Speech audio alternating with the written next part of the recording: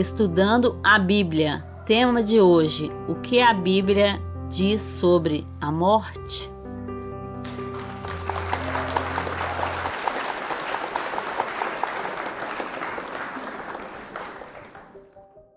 Grande abraço aí para você que está nos ouvindo aí também, que você seja grandemente abençoado aí a cada tema, mas principalmente esse, que é um tema bastante delicado, mas a Bíblia explica de uma forma bastante clara pra gente. Legal. Então vamos falar desse tema que é bastante complicado, como o Anderson falou, mas que é um tema que a gente percebe que mexe com as pessoas e que traz muita dúvida para a sociedade no geral. E aí eu vou direto na pergunta que talvez ela seja a principal e delas surjam outras várias, mas o que claramente a Bíblia diz sobre a morte? Se os pastores quiserem começar, né, Rodrigão? Acho que vai ficar, aí a gente vai indo, vai deixar os caras vai aí indo que... do lado deles. O que a Bíblia diz sobre a morte? Por onde a gente pode começar para entender claramente a mensagem de Cristo pra gente sobre esse evento morte? Acho que é bacana a gente também lembrar que ela tem dia e hora para acabar. Então acho que, especialmente quando todos nós infelizmente temos como experiência este assunto. Eu mesmo, minha mãe faleceu, eu tinha 14 anos, meu pai também já é falecido. Então a morte é algo estranho, chato, triste, tem dia e hora para acabar, não é? Mas, falando tecnicamente, a Bíblia ensina que a morte, o resultado do pecado, é um estado inconsciente para todas as pessoas. E a partir daí, então, agora a gente vai ter conversar a respeito deste estado inconsciente e com a esperança de um dia ser despertados todos aqueles que dormiram no Senhor. Sem querer chamar a responsabilidade aqui, né, filosófica para definir o que é morte, né, meu? Mas só para dizer o seguinte, a morte é uma intrusa. Essa é uma realidade que eu acho que é legal a gente trabalhar como pano de fundo, né? Deus não criou o ser humano para morrer. E por mais que a gente tenha uma pessoa querida que já está doente há um tempão e a gente acompanha o sofrimento, até no coração a gente chega a pensar, puxa, seria bom até que essa pessoa descansasse, porque tem sofrido tanto. A hora que ela descansa, você não encontra um ser humano preparado para aquilo, por mais que aquilo tenha levado tempo, né? Você olha para aquilo e não dá para se conformar, ou seja, a nossa estrutura, o livro de Eclesiastes assim, né? Deus colocou a eternidade no coração do homem sem que esse soubesse. Quer dizer, o homem não foi criado para morrer, então a morte é uma intrusa, né? E ela, como o Walter disse aqui, ela vai ter o seu fim, já teve em Jesus Cristo e definitivamente com o retorno, mas eu vejo assim, um Deus de amor que nunca quis que isso acontecesse entre a gente. Né? Por que algo tão doloroso? Às vezes eu fico me perguntando assim, óbvio que a gente começa a olhar a Bíblia e a gente entende os motivos históricos, assim, se a gente pode chamar, que levaram a isso. Mas a gente sofre muito, né? A gente vê talvez dentro de um cenário religioso que acredita no que a gente acredita, a gente vai falar nisso no decorrer desse tempo, que sofre um pouco menos, ainda assim sofre muito. E aí eu tô sempre trazendo as perguntas como alguém que chegou aqui, ouviu e falou, não, mas estamos falando sobre morte? Tá, mas como que isso é algo de Deus se as pessoas sofrem tanto? Por que acabou sendo por um lado tão pesado assim para as pessoas, o evento morte que sim é um intruso? Acho que como o Alexandre bem colocou, porque na raiz de tudo não estava no plano. É algo que não, para o qual Deus não programou a gente, ok? Nós temos uma imortalidade condicional e o ser humano falhou aí no teste quando não dependeu de Deus o suficiente para rejeitar aquilo que era contrário à vontade do Senhor. Então é algo estranho. Uhum. E sendo algo estranho, não dá pra gente se conformar, seja como ele falou, pela doença, ou seja de uma forma ignorante e estúpida, como foi agora mesmo, vindo pra cá, eu ouvi aí a respeito de um tiroteio novamente numa faculdade norte-americana, uma pessoa que se acha no direito de surtar e matar todo mundo. Então, quer dizer, a morte é sempre assim, inexplicável, estúpida, ela é bárbara, não é? Então, nesse sentido, é essa dor. E aí é que entra, de fato, a fé para fazer a diferença. nessa intensidade da dor. Porque a gente fala o quê? Para nós, mediante a Bíblia, é um até breve, dói, mas a minha esperança é rever as pessoas que eu amei como os meus pais. Agora, se eu não tenho essa fé, é para sempre? É uma dor assim, porque assim como a gente não gosta de despedidas, né? Por exemplo, um parente, um amigo vai viajar, vai ficar algum tempo fora, distante, Já sofre, né? Já sente, né? Mas no coração você ainda tem a esperança de daqui 1 ano ou 6 meses, ou algum tempo você rever de volta. Mas quando a morte resolve visitar, né? Uma pessoa é realmente terrível. E quando eu digo isso, porque a separação é aos nossos olhos e a nossa realidade é para sempre, né? Obviamente a gente sabe muito bem que a Bíblia, além de mostrar a causa da morte, ela também mostra a solução, que nós vamos falar daqui para frente, que é o próprio Jesus mesmo. Mas enquanto estamos aqui, é uma despedida, nós nunca mais vamos ver essa pessoa, né? Nunca mais vamos ver. Então essa separação é que dói mais, ainda mais a gente que como pastor nós temos que oficiar cerimônias fúnebres, e ali a gente tem que conversar, falar com a família. Palavras não consolam, obviamente, né? É só a palavra de Deus mesmo que pode, e o tempo, trazer alento ao coração. Então dói justamente por causa disso. Sentimento de separação, total impotência, porque nós não temos, ainda que possamos ter muitos recursos financeiros, fama, poder, com a morte a gente não tem solução. Então a gente fica realmente impotentes quanto a isso, tememos o que nós desconhecemos na prática, né? Então isso dói bastante por causa disso, né?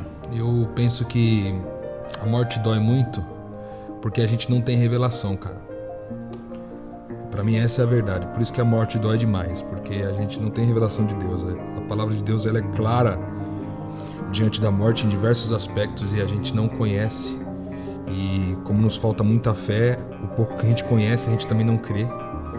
E aí quando alguém morre, a primeira coisa que é a tendência da gente fazer é a gente questionar tudo, é colocar tudo no chão de novo.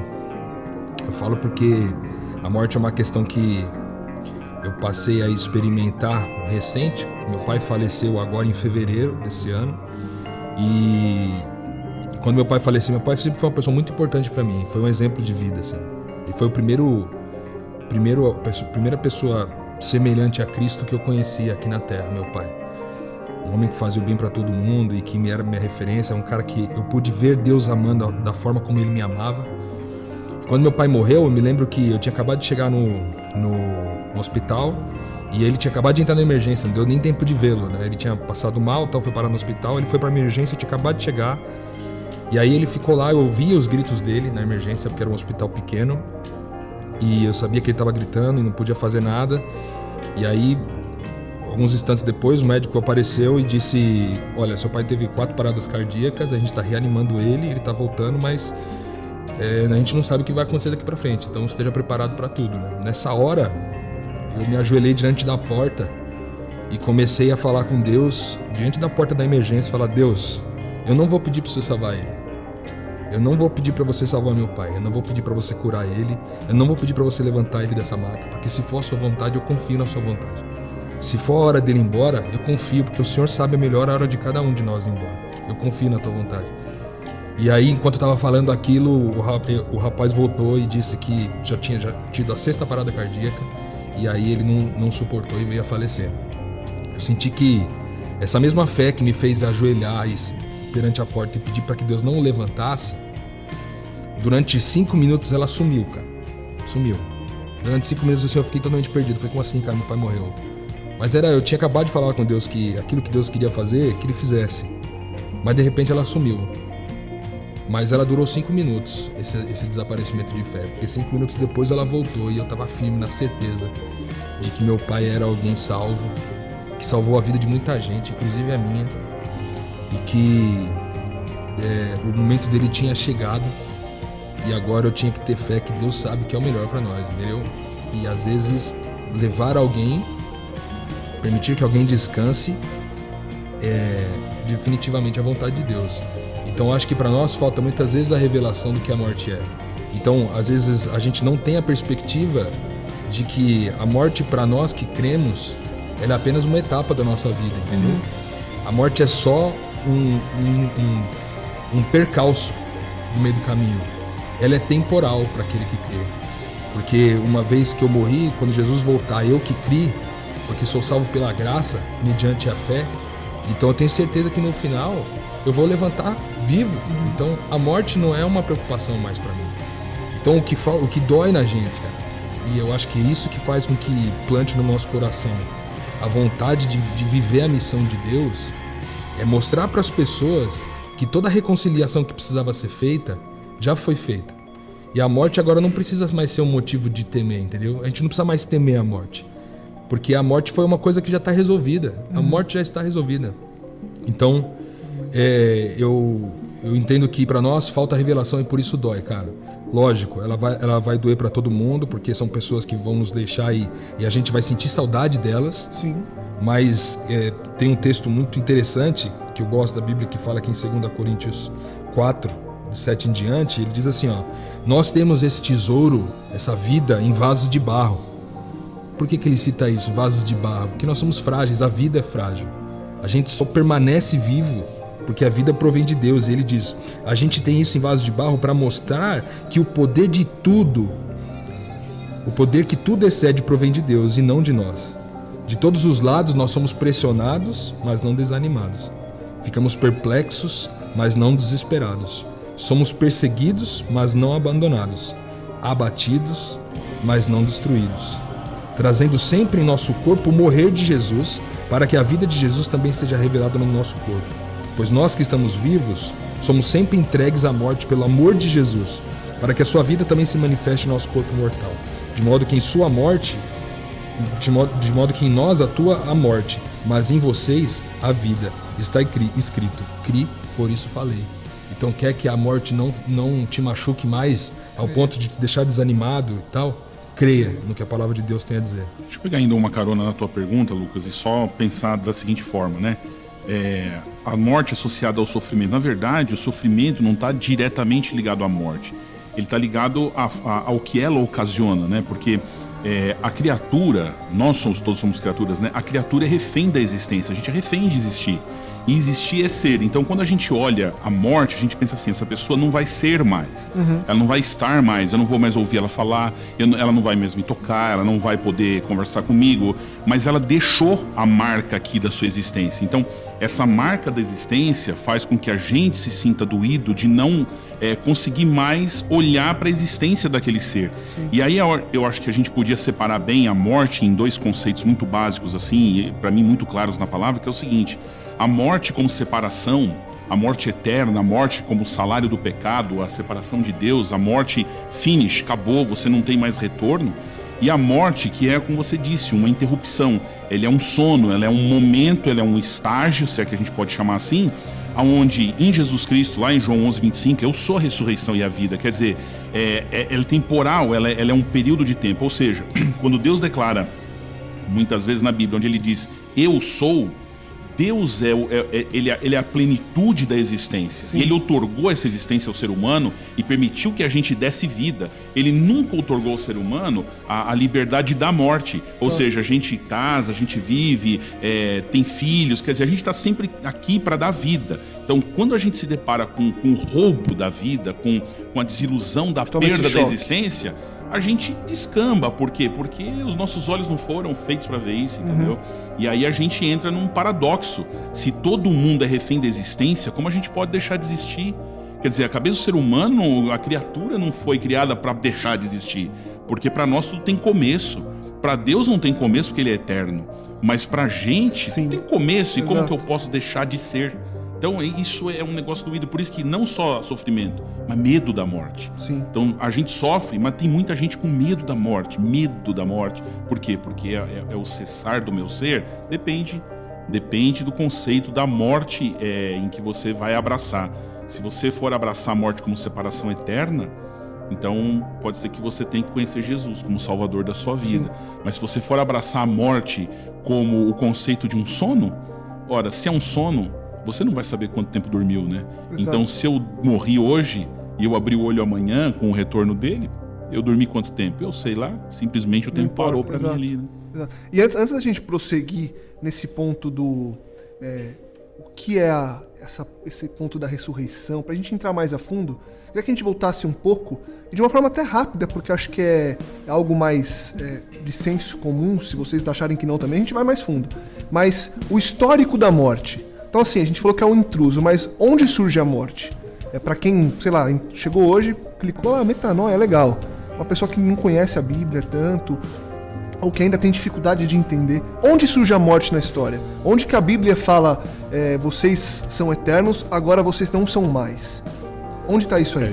Na verdade, quando o pastor Alexandre estava falando sobre Eclesiastes 3, versículo 11, Deus ele fez tudo formoso no seu devido tempo, né? Ele criou tudo perfeitamente. Mas no capítulo 1, capítulo 2 de Gênesis, nós encontramos ali a ação criadora de Deus. E tudo que ele criou foi com o objetivo de ser eterno. Mas tinha ali uma condição, né? Então Adão e Eva foram expostos a essa condição. Vocês podem comer livremente de todas as árvores frutíferas do jardim, né? Mas tem uma árvore que é minha, essa vocês não vão tocar. Se vocês tocarem, vocês vão morrer.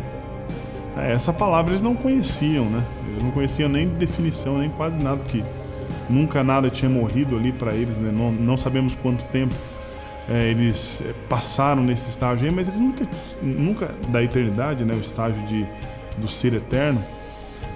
Mas eles foram expostos a essa palavra. Eles desconheciam o resultado do que é morte de fato, porque eu acredito que se tivesse numa situação como essa hoje, uma pessoa que conhece por causa a morte, né? Eu acredito que talvez pensaria um pouco antes, mas a questão não é comer ou não, mas é uma rebelião. Então eles rebelaram contra Deus, né? Eles atenderam à sugestão do inimigo de Deus e eles também se rebelaram. Então o que aconteceu? Foi que a morte passou para eles mesmo, né? Então foi exatamente quando Deus criou, deu a liberdade para que eles pudessem... Foi em Gênesis capítulo 2 ali, aí nós temos o capítulo 3, que é exatamente a queda do homem e a entrada da morte, né? No planeta Terra. A morte chega, e aí o que essa morte implica, até onde ela vai? Porque a gente sabe que em Cristo Jesus a morte continua acontecendo entre nós, mas foi consumado, né? Fiz uma pergunta agora, né? Eu tô rindo aqui porque é o seguinte, eu desde moleque, não sei se você fez essa pergunta pensando nisso, mas eu sempre fiquei pensando até onde vai a morte, porque é o seguinte, a gente vive na Terra, né? No planeta Terra. Só que, por exemplo, a gente vê a Lua, né? E o homem pisou na Lua. Quer dizer, se o homem pisou na Lua, a morte chegou até a Lua, né? Então eu sempre fiquei pensando, parece meio maluco esse tipo de pensamento, né? Até onde que é a fronteira geográfica da morte? Se a gente for pensar, até onde vai a morte, né? E aí a morte ela existe onde tem pecado. Quer dizer, onde está o pecado, está a morte. Porque a morte ela é a consequência do pecado. Perfeito. Agora, aí eu me peguei tantas vezes pensando nisso, cara, que você perguntou, até onde ela vai, né? Eu fiquei pensando, né? Geograficamente até onde vai essa história, né? Porque a gente vê estrelas morrendo na galáxia. Quer dizer, eu não estou aplicando aqui, eu não estou querendo ser romântico com o assunto da morte, mas, poxa, a gente vê uma galáxia, um mundo que os planetas colidem. Deus não criou um sistema onde as coisas deviam ser assim. Mas aí, cara, tem um verso da Bíblia que me enche, assim, que me completa e me respondeu isso, cara. Por isso que eu gostei da pergunta. É o verso que diz assim, onde abundou o pecado, superabundou a graça. Então eu pensei assim, onde tem morte, superabundou vida. Então você não precisa se preocupar com isso, né? Desencana, porque no final, não importa até onde ela vai, né? E a primeira coisa que a morte gerou, cara, foi medo. A primeira coisa que ela gerou foi medo, cara. Medo de existir. Por quê? Porque ela gerou no ser humano o medo de morrer. E por que gerou medo de morrer? Porque Adão e Eva se esconderam achando que Deus era exatamente o que o inimigo tinha dito que ele era. Falou, esse Deus não quer ninguém igual a ele. Então se ele tá vindo procurar vocês, que ele tá vindo para fazer o quê? Aí no coraçãozinho deles lá fica imaginando, né? Eu já falei que sou uma pessoa imaginativa e sou mesmo. Eles pensando assim, meu Deus, né, Senhor, né? Se é que pensaram assim, né? Mas disseram assim, ele tá procurando a gente porque ele disse que se a gente comesse ia morrer, ele tá vindo matar a gente. Aí a gente vê o encontro de Deus com o ser humano ali. E, aí muita gente pinta aquela história como um monte de maldição, mas pensa bem, olha só, Deus não mata a serpente. Tudo bem que ela vai rastejar e tal. Depois, ele diz pro homem que ele ainda vai cultivar a terra. Quer dizer, você ainda vai comer. De tudo que eu dei, o Adão, imagina, ele vinha coisa boa ali e tudo, e ele pensou, não vou ter mais prazer nenhum. E Eva ainda vai continuar tendo filho. E o que é legal nisso daí, que se você pegar a tua Bíblia e ler Gênesis 1, 2, 3, você vai ver que até então, Adão não tinha dado nome para Eva, cara. Ela não tinha esse nome. E aí, quando ele vê essa situação toda de, poxa, a gente se escondeu achando que Deus está trazendo morte, e Deus vai entregar o que pra gente? Vida. Ele olha para ela e fala assim, teu nome vai ser Eva. E aí você vai procurar o significado, você que gosta de significado de palavras, Lucas, você vai procurar o significado e fala assim, poxa, Eva, qual o significado? Ah, mãe de toda a humanidade, ou mãe de toda a raça humana. Ela ganhou esse significado, porque a palavra Eva vem de um radical hebraico que é Ev, significa vida. Imagina a cena agora comigo, cara. Adão e Eva escondidos, com medo de morrer. Deus chega e fala assim, não vai ser assim. A serpente vai ter ali o seu destino, você continua cultivando a terra, ela continua a ter filhos, continua tendo filhos. E o seguinte, vocês dois, essa roupa que vocês fizeram é muito vagabunda, eu vou dar uma roupa decente para vocês. E quem morre é um cordeiro, quer dizer, a morte que eles estavam esperando na carne, eles viram outro. E Deus falando, não são vocês que vão morrer, não são vocês. Um herdeiro, Gênesis 3,15, vai vir para morrer. E aí, imagina, Adão, naquele momento, o coração de Adão, ele olha para o rosto de Eva e fala assim, teu nome vai ser vida. Teu nome vai ser vida, porque esse Deus não me trouxe morte. Uau. Esse Deus me traz vida. Teu nome é vida. Por causa daquele momento, isso me arrepia, cara. Porque, arrepiou. Poxa vida, cara, é um momento extraordinário no Gênesis. Porque a morte, ela trouxe medo, ela trouxe... Mas Deus, na hora, no primeiro estágio que o ser humano teve medo, Deus chegou e falou, não é assim não, é vida, fica tranquilo, eu tenho a solução. O cordeiro foi morto desde a fundação do mundo, fica tranquilo. E nessa história extraordinária, a gente percebe que Deus não veio trazer, obviamente, a morte, mas Ele veio lutar contra a morte, né? E nós vemos em Cristo a primeira promessa em Cristo lá em Gênesis 3,15, que Ele viria realmente, e através da morte dele, aqui nós vemos um paradoxo, através da morte que era nossa, e Ele morreu esta morte que era nossa para que a gente pudesse viver a vida dele. Então realmente, em toda a história a gente percebe que Ele quer dar vida. E olha que coisa interessante, quando nós somos expostos a esse tema tão extraordinário da Bíblia, da salvação, Deus fala o seguinte, que aqueles que creem em mim podem até morrer, mas eu vou ressuscitar, não tem problema nenhum. Ele diz o seguinte, que a vida eterna é me conhecer, João 17, versículo 3, vocês devem me conhecer, e ao conhecer o Senhor, eu posso estar passando por dificuldades, eu posso ter tribulação, mas eu vou estar bem. Você percebe que no sermão das bem-aventuranças, o Senhor vai colocando coisas que na lógica humana é totalmente errado. Fala, bem-aventurados os pobres, ou seja, felizes os pobres. E ele termina dizendo lá no capítulo 5, versículo 2 de Mateus, bem-aventurados aqueles que são perseguidos. Mas nós encontramos nas bem-aventuranças bíblicas, como se não bastasse as dores, as perseguições, os problemas, ele chega pra gente em Apocalipse dizendo o seguinte, feliz é aquele que morre. E aqui ele está falando da morte mesmo, não está falando daquele que morreu através do batismo, entregou a vida ao Senhor, não. Está dizendo feliz é aquele que morre, mas aqueles que morreram no Senhor, ou seja, aqueles... Então, até na morte o santo está tranquilo, porque a vida é o que o Senhor veio conquistar. E segundo a própria palavra de Deus mesmo, ela aponta que o último inimigo a ser vencido é a morte. Então, até onde a morte vai? Quando se cumpre a palavra de 1 Coríntios capítulo 15, que aí os próprios salvos, ressuscitados, transformados e tudo mais, que eu sei que é o próximo ponto aí, mas neste momento a morte deixa de existir, que os próprios salvos vão dizer, cadê a morte e as suas amarras? Cadê a sepultura, o seu aguilhão? Né? E aí no versículo 54, se eu não estou enganado, 57 de 1 Coríntios 15, ele diz o seguinte, a vitória está em Jesus e foi otorgada, foi entregue aos seus filhos, né? Então, desde Gênesis, mesmo mostrando a vida, dando a vida para eles, e mesmo depois da morte, oferecendo uma solução para que eles pudessem viver, a Bíblia toda apresenta Deus insistentemente batendo a porta do coração das pessoas, dizendo o seguinte, vocês não foram feitos para morrer, e eu tenho uma solução para vocês, e a solução é Jesus, né? E tem essa morte que você falou de Apocalipse, que é com felizes os que morrem, Paulo já tinha descoberto isso quando ele falou que a morte era o lucro, né? Exatamente. Ele trouxe essa perspectiva. Eu gosto de pensar, quando a gente volta lá no Éden, eu gosto de pensar o seguinte, a árvore do conhecimento do bem e do mal era o lugar onde teoricamente eles não tinham que se meter, né? Adão e Eva não tinham que ir até lá, não comam da árvore do conhecimento do bem e do mal. E aí a serpente, né, Satanás, ele incentiva a Eva a comer desse fruto. E aí ela diz, o dia que você comer dessa fruta, você vai ser conhecedor do bem e do mal, assim como Deus, né? Então onde está a morte, cara? A morte, a verdadeira morte, está na nossa intenção de saber o que é certo e errado, de saber o que é bem e o que é mal. Foi por causa disso, de ter esse poder, de saber o certo e o errado, conhecer vida e morte, bem e mal, foi esse desejo que fez com que Eva pecasse. E é esse desejo que faz muitos de nós pecarmos. Achar que a gente sabe o que é certo e o que é errado sobre a vida das pessoas, entendeu? Então, nós temos muitas vezes árvores do bem e do mal plantadas na nossa frente. E a gente escolhe constantemente comer desse fruto, escolhendo o que é o certo e o que é errado sobre a vida das pessoas. Quando quem pode dizer o que é certo e errado de verdade é Deus, com todo o seu conhecimento, toda a sua razão.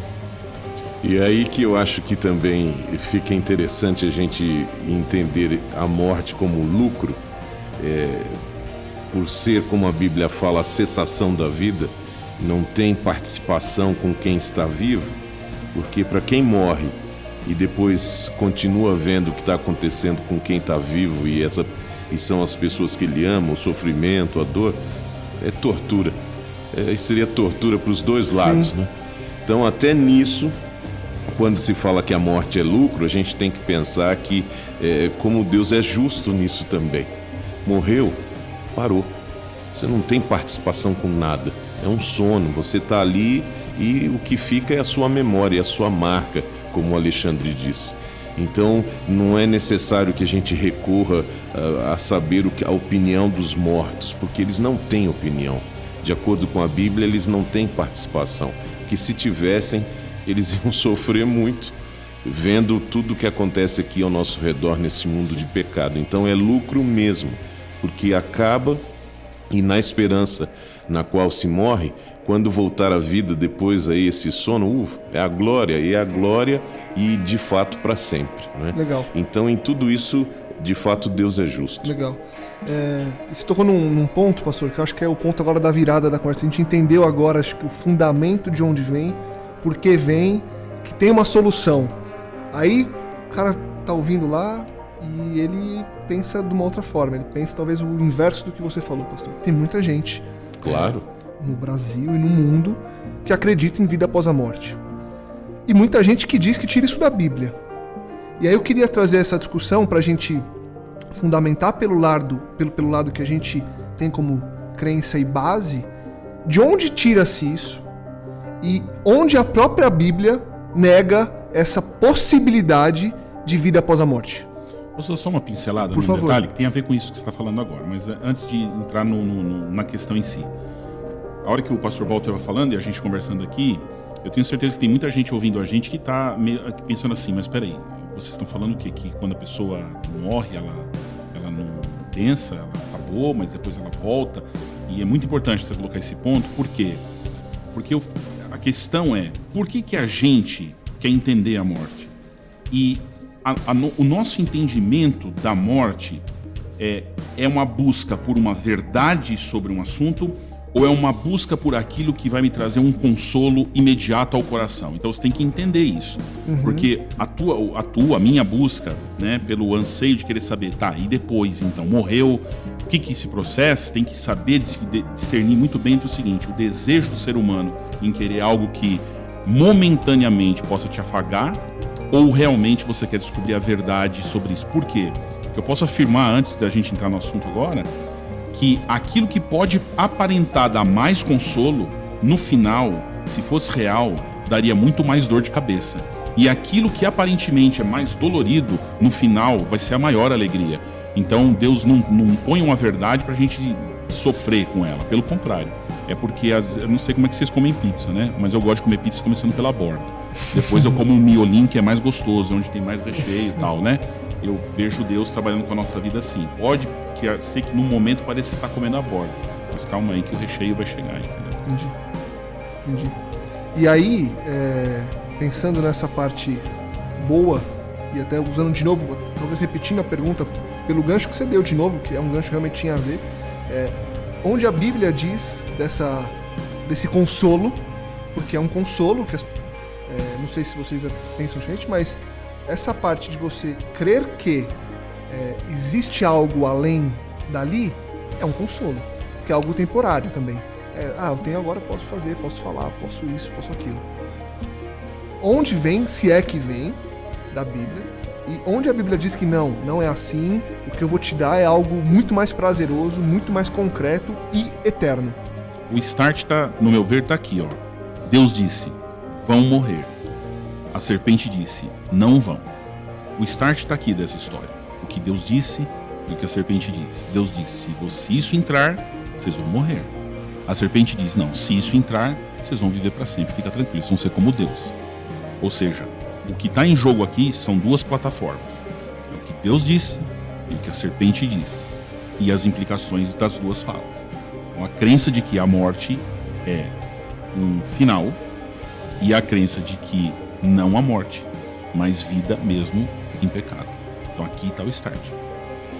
E é interessante, acho que lançar também um tempero nessa pizza aí. Ninguém voltou de lá para contar como é, né? E o único que voltou, contou. E ele deixou claro, especialmente quando ele estava diante de um quadro em que essa expectativa que as pessoas tinham com relação a um conforto era alto. Não é? Evangelho de João, capítulo 11, e Jesus tinha lá um grande amigo chamado Lázaro que estava doente, e chega o recado, Jesus, vai ajuda aí. Calma, eu chego lá. E ele chega, e parece que ele de propósito demorou a chegar para chegar com ele morto. E ainda os discípulos perguntavam, mas e aí, Senhor?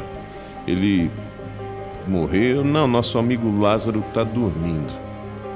E é interessante que no conceito do pensamento comum na época, quando você adoecia, você dormia e aquilo passava.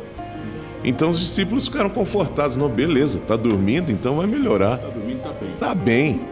E chega lá, o cara tá morto. Então, esse de fato, acho que é o aspecto desafiador aí, porque como ninguém voltou de lá para contar, e essa questão, o próprio Jesus depois, pela característica do milagre, chama Lázaro pelo nome, porque ele estava num túmulo ali coletivo, e ele é a vida, se não chamasse pelo nome, todo mundo que estava morto ali sairia, e aí a gente faz... Sabe, o outro paralelo, Lázaro sai todo amarrado em panos, e isso é porque justamente para que não houvesse distinção entre os mortos, rico, pobre, todo mundo amarradinho, tal, enfeitado, e ele sai desta forma. E depois a Bíblia, contando a ressurreição de Jesus, diz que ele deixou os panos dobrados, ele saiu sem nada.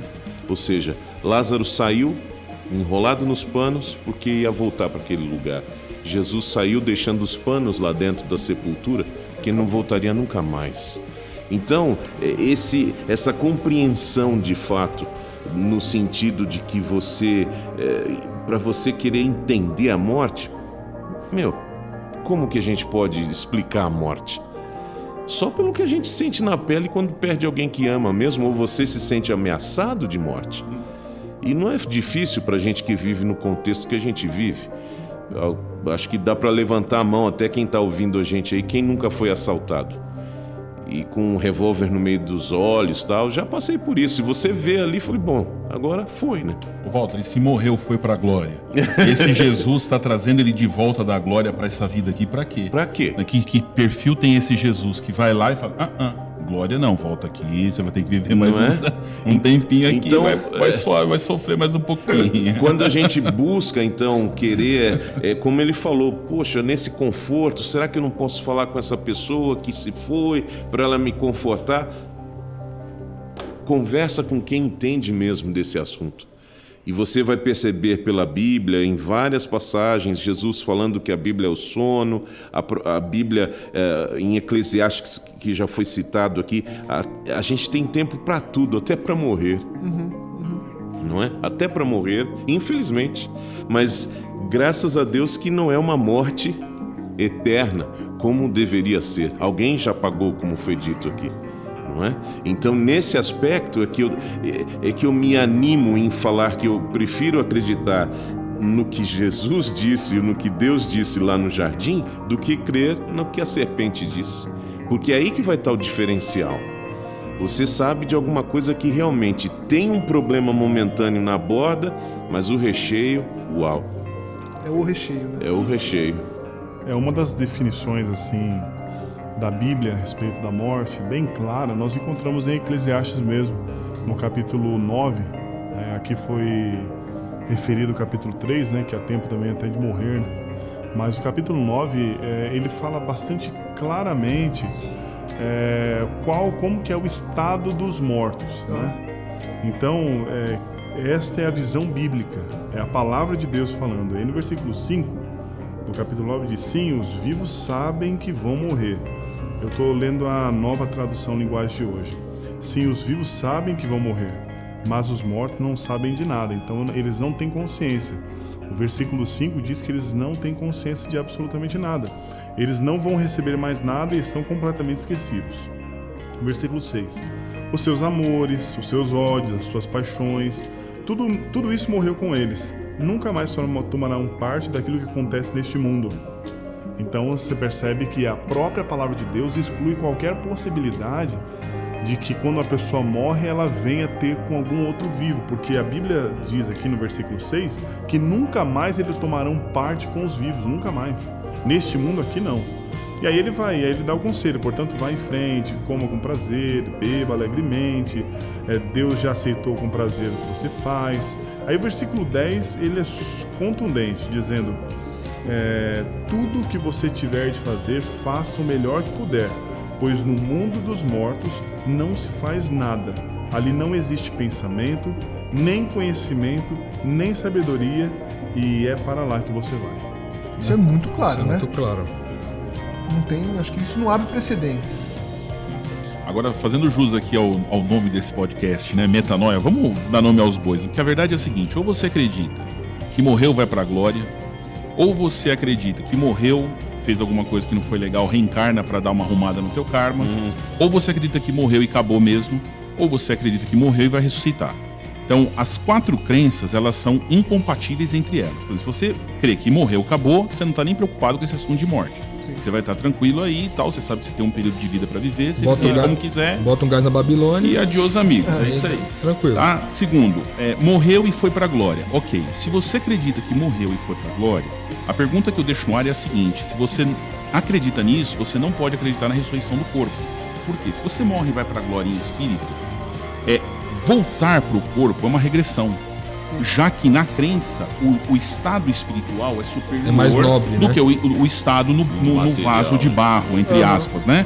Então seria um questionamento, porque muita gente fala: eu acredito na ressurreição, e ao mesmo tempo acredita que foi para a glória. Agora, eu acho completamente incompatível isso. Legal. Segundo, se a pessoa acredita na reencarnação, ou seja, vim e tal, de repente eu tenho que pagar meu karma de um jeito ou de outro, eu não estou aqui criticando nenhum tipo de crença ou religião, pelo contrário, respeito todas, mas só questionando o ponto, porque, você reencarna para pagar um karma. Então, por exemplo, se você vai reencarnar numa casta inferior, né, porque você não foi uma pessoa boa, você foi uma pessoa mais ou menos tal, então na outra você vai, encarna numa casta inferior, para falar uma língua hindu, por exemplo, né, lá da Índia. Então, eu pergunto, qual é a última casta? Então, se a gente for pensar, eu posso até encarnar num animal, eu posso encarnar num inseto, eu posso encarnar numa lesma. E aí eu pergunto, o que uma lesma tem que fazer para subir de karma? Né? Um rastro de gosma perfeito, né? Porque isso é incoerente. Quer dizer, a partir do momento que você encarna num objeto ou num ser que não tem consciência, como é que você evolui de karma? Então, a reencarnação, ela também é incompatível com a ressurreição. Porque se um espírito é dono de vários corpos, na ressurreição todos ressuscitam em corpos, com qual espírito ficam os corpos que foram ressuscitados? Então ela é incompatível com a ressurreição. E a crença da ressurreição. Então, na verdade, a Bíblia fala da ressurreição. Claramente, Coríntios, o texto que o Anderson citou, aquilo que é mortal se revestirá de imortalidade, aquilo que é corruptível se revestirá de incorruptibilidade, num abrir e fechar de olhos vão ser transformados, os mortos não sabem de coisa alguma. Eu só fico assim, meio paralisado quando eu percebo assim. Você lê lá, por exemplo, no Credo, né, onde você lê: creio na ressurreição do corpo, que na verdade é uma das primeiras declarações de crença mesmo da Igreja Apostólica. Eu digo, aí a pessoa fala: não, mas eu acredito também na reencarnação. Não dá, amigo, não dá para acreditar nas duas ao mesmo tempo. Sim. Ou em uma ou na outra. E aí a pergunta é, eu vou crer ou eu vou entender aquilo, não aquilo que mais me consola, mas eu vou entender aquilo que a Bíblia diz para mim, porque ali é onde está a base. E aí vem todos esses textos que nós estamos citando. Então, quer dizer, hoje é um convite para você fazer o quê? Não é para você pegar tudo que você já conhece e jogar fora, mas é para você expandir sua mente. É para você colocar mais coisas na sua mochila. É para você acrescentar aquilo que você já tem conhecimento. Ou seja, talvez já tenha o conhecimento da morte como intrusa, como pecado, que a gente colocou aqui. Mas talvez falta essa expansão para você ampliar esse horizonte seu. Para você ver que a promessa é mais legal, que a promessa ela é maior do que o que a gente pode imaginar. Que você imagina, cara, um cemitério que é um lugar... Eu não gosto, entendeu? Se tem uma coisa que como pastor eu não gosto de fazer, é velório, sepultamento. É um negócio muito ruim de fazer. Imagina, esse lugar vai ser um dos lugares mais fantásticos da Terra quando Cristo voltar. Imagina um monte de gente ali ressuscitando perfeito, cara. Então o que Deus tem preparado pro final é extraordinário, muito melhor do que qualquer outra coisa que a mente humana ou do inimigo possa imaginar para nos acalentar, entre aspas, e não acalenta. Deixa eu pegar esse seu gancho então, Alexandre, que isso que você falou enfim, hoje está sendo um metanoia muito bom. Não que os outros não tenham sido, mas a gente está trazendo tanta informação e tanta coisa legal que acho que está preenchendo. E esse assunto, porque esse assunto ele está diretamente ligado com a salvação, né? E é o assunto que a gente quer falar, é o assunto que a gente quer mostrar para as pessoas. Então isso enche a gente, né? E você tocou num ponto, você disse o seguinte, que o cemitério vai ser um dos lugares mais fantásticos quando Jesus voltar, porque a gente vai ressuscitar em novos corpos e vamos viver eternamente. E esse é o último ponto, acho que da nossa discussão, para a gente entender essa trajetória à morte, o fim da morte e essa vida eterna. O que significa isso?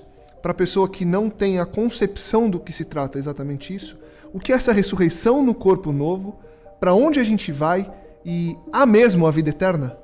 Eu acredito na vida eterna, estou colocando a pergunta de quem talvez não entenda tudo isso. Como vai ser esse último estágio da Terra que a gente acredita que está muito próximo de acontecer? Tem um texto muito legal aqui de João 11, 25 a 26. Ele diz assim, Jesus dizendo, eu sou a ressurreição e a vida. Aquele que crê em mim, ainda que morra, viverá. E quem vive e crê em mim, não morrerá eternamente. Você crê nisso? É assim que finaliza o verso. Jesus falando, aquele que crê em mim, não morrerá eternamente. Você crê nisso? Essa pergunta está sempre voltada ao crer. De fato, a ressurreição é uma verdade, o próprio Cristo disse, né? Aí você vê em João 3,16 ele dizendo que Deus amou tanto o mundo que deu o seu Filho unigênito para que todo aquele que nele crê não morra, mas tenha a vida eterna. Então são promessas, né? É uma promessa, é uma segurança. Cristo foi o primeiro a vencer a morte. E hoje todos nós podemos vencer, já que uma vez que ele morreu, né, 2 Coríntios 5, 14 a 15, todos morremos com ele. E agora, uma vez que ele ressuscitou, todos temos a oportunidade, se cremos, de ressuscitar com ele. Eu acho que eu vou até pedir licença para voltar só um pouquinho num aspecto que eu acho que vale a pena, na expansão da mente, a gente refletir, que é justamente o direito que a gente e a obrigação que a gente tem de preservar o direito à vida. Então, quando a gente tem essa transformação, essa metanoia, por mais que alguém tenha sido injusto e incorreto e maldoso conosco, nós não temos que desejar a morte para ninguém. Porque a morte é algo realmente que quem tem direito é aquele que deu a vida e é Deus. E quem tem direito de falar chegou o momento é Ele também.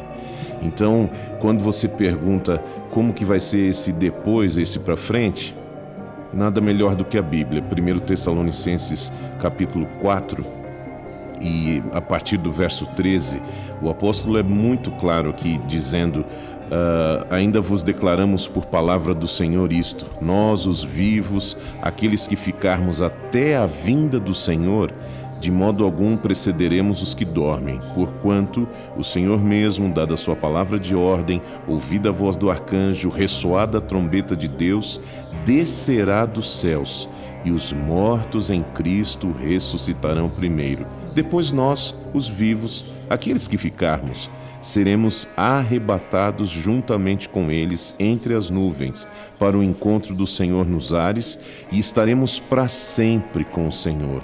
E é interessante o verso 18: consolai-vos, pois, uns aos outros com estas palavras. Então, tá claro, a Bíblia, ela não tem assim rodeios para que a gente tenha, não tá aqui. No momento em que Jesus cumprir a promessa que ele nos fez, voltarei, também vai estar ali o ponto final para toda essa desgraça que é a morte, né? Então, isso é tremendo. Consolai-vos uns aos outros com estas palavras, ou seja, um corpo transformado, um corpo livre da morte, da dor, da doença e a certeza, vamos estar para sempre com o Senhor. Amém. E depois, em outra metanoia, eu creio que a gente pode falar mais sobre a nova terra, que é essa nossa casa. Vai ser arrumada de novo, consertada, modificada, reformada. Só bênção. Amém. A gente pode fazer, fica aqui a promessa. E a gente tem que cumprir as promessas, hein? Promessa de Deus. Vamos colocar no nosso schedule aqui, a gente fazer um sobre a nova terra para entender a grandiosidade disso tudo. O apóstolo João, Lucas, ele foi o último discípulo a morrer, né? E ele estava exilado na ilha de Patmos por causa do testemunho da palavra do Senhor. E o Senhor Jesus, no capítulo 1 de Apocalipse, ele aparece para ele. Ele cai de joelhos, cai como se estivesse morto em terra. E o Senhor Jesus abaixa e levanta ele dizendo assim: olha, eu estive morto, mas agora vivo pelos séculos dos séculos. Essa declaração é extraordinária, porque João já tinha perdido o seu irmão Tiago. Segundo a tradição histórica, ele foi decapitado, Tiago, né? Os outros discípulos também morreram, né? Então só estava ele ali. De todos aqueles que viram Jesus, tocaram em Jesus, estava João ali. E ele estava com saudade dos seus queridos, e agora ele vê Jesus erguendo ele, dizendo: eu estive morto, mas agora eu estou vivo, ou seja, estou aqui, a resolução do problema está aqui perto de você. E ele diz o seguinte: e eu tenho poder sobre a morte, né? Então, entre todos os outros assuntos, ele trata exatamente desse logo no primeiro momento que tem com João: eu tenho poder sobre a morte. E ele termina Apocalipse, no 21 e 22, falando sobre isso também, só que agora concedendo a vida àqueles que aceitaram o apelo de Deus, né? E aqui nós vemos um pai, Deus, desesperado em busca de todos os filhos de todos os lugares, norte e sul, leste e oeste, de qualquer tempo, de qualquer época da história da humanidade, procurando essas pessoas, batendo a porta no coração e apontando para aquele que é a única solução para o problema real da humanidade, que é a morte, né? Mas mesmo assim, o Senhor ainda dá o direito da pessoa escolher. Olha, eu quero viver eternamente. Aí tem outras pessoas: eu não quero viver, ou eu não quero ter esse tipo. Deus vai respeitar qualquer decisão, mas enquanto estamos aqui, é a oportunidade de permitir que Deus, através da sua influência, toque no nosso coração e além de expandir a mente, como muito bem dito, foi colocado aqui, ao ser exposto a essa verdade, estar disposto também a mudar também de rota, porque não é problema você mudar quando você percebe que está errado, né? Somente pela palavra de Deus. Então, Deus bate hoje, em pleno século 21, ano 2015, Ele tem batido a porta do coração de muitas pessoas, né? E com certeza tem batido na porta do nosso coração insistentemente para que a gente não se desprenda da vida que é o próprio Deus, mas também tem batido constantemente a porta do coração daqueles que ainda não experimentaram conhecer esse Deus, que assim como eu disse no começo, João 17, versículo 3, a vida eterna é essa, que conheçam a Ti, o único Deus verdadeiro, o próprio Jesus dizendo, e a Jesus Cristo a quem enviaste. Então, quer experimentar a vida eterna ainda aqui nessa terra, ter um relacionamento com Jesus, conhecer a Jesus. Amém. Gente, por favor, Ru, por favor. Não, tem só uma perspectiva que eu queria trazer, assim, uma reflexão que eu faço constantemente a respeito da morte, é que às vezes a gente se limita a pensar que a morte é tão somente deixar de viver, ou deixar de respirar, ou desconectar só do ponto de vista da consciência, mas aqui, Mateus 10, 28, Jesus vem falando pra gente não ter medo daqueles que matam o corpo, mas ter medo de uma morte que às vezes transcende essa morte do corpo tão somente, né? E quando Paulo vem e diz que o viver é Cristo e o morrer é lucro, eu gosto de pensar também que a vida que não é a vida de Cristo é morte. Então às vezes a gente olha para esse contexto e vê praticamente que muitos de nós vivemos como zumbis, espiritualmente falando. Zumbis, pessoas mortas, caminhando por aí, porque não experimentaram o que a vida verdadeiramente é, a vida verdadeira, essa vida de Cristo. Paulo quando diz para mim, porque para mim o viver é Cristo, ou seja, a vida de Cristo tinha sido impressa na vida de Paulo, de tal maneira que não era ele quem vivia mais, mas era Cristo quem vivia no lugar. Por isso que a morte para ele era lucro. Percebe? Porque a vida era a vida de Cristo, e aí quando ele sabe que se ele eventualmente viesse a morrer, todo o sofrimento, toda a necessidade, todo que ele fazia parte, porque ele era participante dos sofrimentos de Cristo, aquilo deixaria de existir e teoricamente a próxima fase seria quando Jesus voltar. Agora eu vou ressuscitar e agora sigo o meu caminho de eternidade. Então é bom a gente pensar que muitos de nós têm medo da morte, mas talvez a morte que a gente deve temer mais é a vida verdadeira que a gente não vive, que é a vida fora de Cristo. É o estilo de vida daquele que pensa em si mesmo, que escolhe satisfazer as suas próprias necessidades, seus próprios desejos, suas próprias vontades. Quando eu escolho viver a vida de Cristo, eu vivo em função de fazer o bem pro próximo. Eu vivo em função de me sacrificar em função do próximo. Então eu falo de mim, é dessa morte que eu tenho medo ainda. Vou chegar lá, vou vencer essa morte aí, mas dessa morte eu tenho medo. Eu tenho medo de gostar de mim mais do que eu gosto dos outros. Então, quando Paulo escolhe viver aqui a vida de Cristo, eu quero ter essa condição também. É essa condição que eu quero ter. Então é bem louco isso, né? Porque, veja, ao mesmo tempo que o Rodrigo coloca esse aspecto da gente ter que ter em Cristo a vida, Alexandre, Anderson, Lucas, você que está ouvindo a gente tem que morrer para esse mundo para viver por Cristo, né? Olha que paradoxal, é louco isso. É metanoia pura. Porque, o que diz a Bíblia aqui, Romanos capítulo 8. Quem vai nos separar do amor de Cristo? 35 versos. A tribulação, a angústia, a perseguição, a fome, a nudez, perigo, espada. Verso 36. Como está escrito, aqui está citando o Salmo. Por amor de ti somos entregues à morte o dia todo.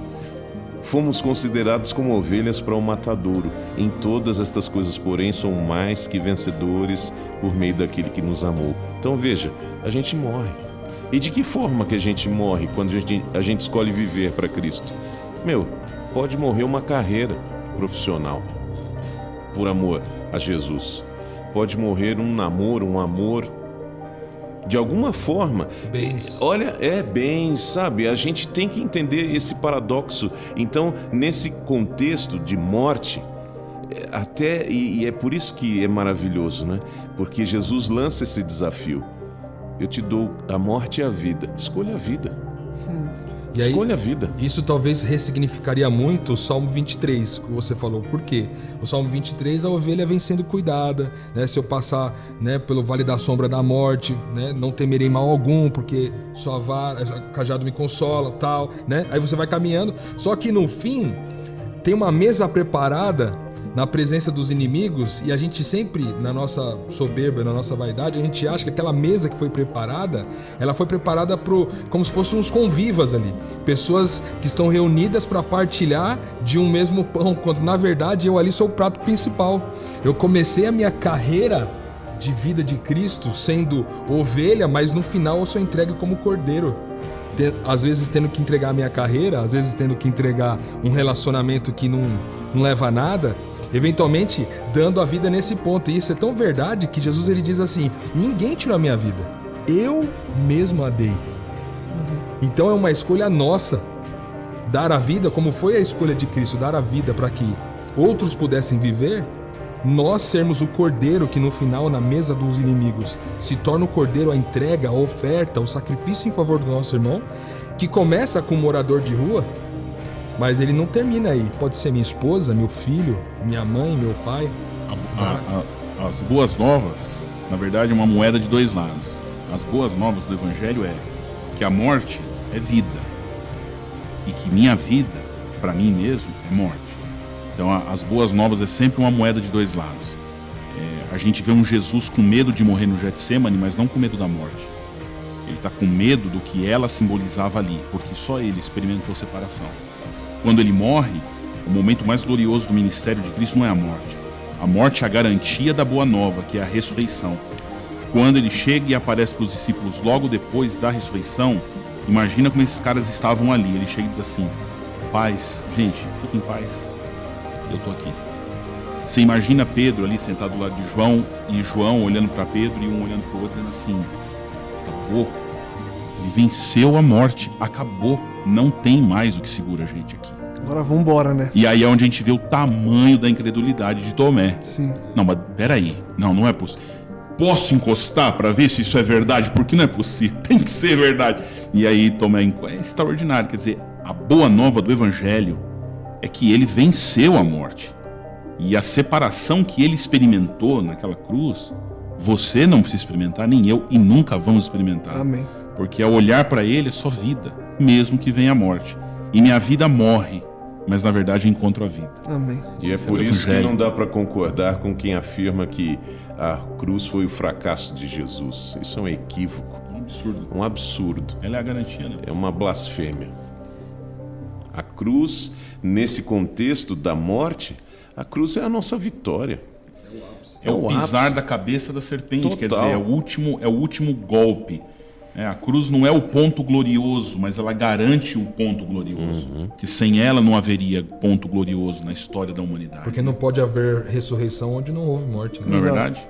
Que a gente possa, então, crer nessa cruz como algo grandioso, que a gente possa morrer para nós todos os dias e que a gente possa, com o final de mais um podcast, ter a convicção de que está garantida para todos nós que cremos em Cristo Jesus a vida eterna. E que você que está ouvindo a gente, se ainda tiver dúvida, não tenha medo, procura a gente, manda e-mail. A gente daqui a pouco vai ter um e-mail do Metanoia. Manda aí um comentário no próprio SoundCloud, no iTunes. Interaja com a gente se você tiver qualquer tipo de dúvida, elogio, crítica, enfim. Você é a única pessoa que faz esse projeto ter sentido. Você que ouve a gente. Obrigado, gente. Obrigado, pastores. Obrigado, Rodrigo. Como vocês já são da casa, eu vou parar com aquela mania de cada um falar uma coisinha no final. Quando vier a visita, a gente deixa a visita terminar. Mas com vocês vai ser sempre assim. Obrigado. Foi um dia de muita metanoia. Lucas, eu sei que você tá terminando aí, mas só queria dar mais um pitaquinho de leve, assim. Não quer deixar pra semana que vem? Que me lembrou aqui, sabe? Quer deixar pra semana que vem? Bem rápido mesmo, entendeu? Que a gente falou, você falou que a gente tem essa ressurreição para que aquele que tá ouvindo a gente creia nisso. Que a gente tem essa ressurreição, essa vida eterna, né?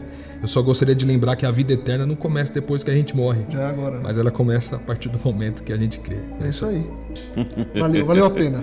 Então é isso. Compartilhe, divulgue e ajude com que mais pessoas também possam expandir a sua mente. Estudando a Bíblia. Vida após a morte. Ouçam e reflitam.